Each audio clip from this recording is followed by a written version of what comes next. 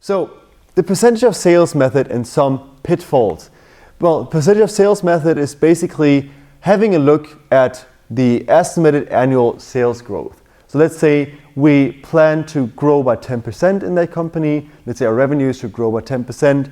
Then we can relate everything to this 10%. In a simple version, this happens. So all the items in the income statement, balance sheet, and cash flow statement are simply related to this 10%. And then basically we have the pro forma statements, so the projected future statements. But this is a little bit of a problem because there are some items where it doesn't make sense. Like, for example, non-current assets should only grow if we reach our capacity limit.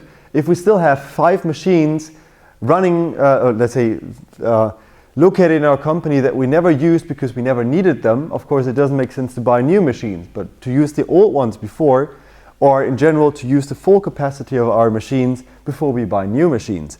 The same also goes for bank loans. We don't need to get bank loans if we have enough cash lying around, if we have enough money ourselves.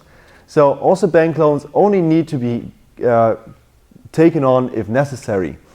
And the same also goes for some expenses, because some expenses are not variable, so they not increase with the volume, or we could then say if we have a sales increase, also a variable cost increase.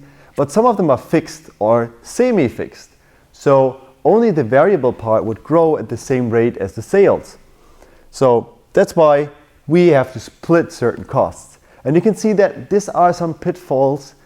These are some pitfalls that we have to take into consideration. So it's not as easy, and we have to basically see which item grows with which rate. So this is an example that we have here. So let's say this is year 1, year 2 of our company, revenue, costs, the profit, and whatever, so the complete picture. And the question now is, all of these items, how do they behave? Well, the starting point is always the turnover. Well, we say the turnover should grow, let's say by X, and X in this case, let's say X equals 10%. So we'd say our sales should grow by 10%, then turnover, well, grows by 10% in year 3. Then every item that is directly linked to the sales should also grow by X, by 10%. So we have to go through that list. And we see that some items include variable and fixed parts, so of course they don't grow at the same rate. But let's say, for example, cost of sales are directly related to sales, so they should grow the same rate. Gross profit is simply turnover minus cost of sales, so of course this also should grow by 10%. But then we have general expenses, and like said here, some items include variable as well as fixed costs. And if fixed costs are fixed, even if we have a slight increase of turnover, those fixed costs will stay fixed and will not be affected by this increase.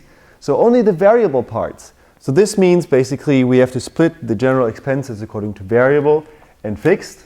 So let's just look at the general expenses. There is a variable part, and there is a fixed part, or might be a fixed part.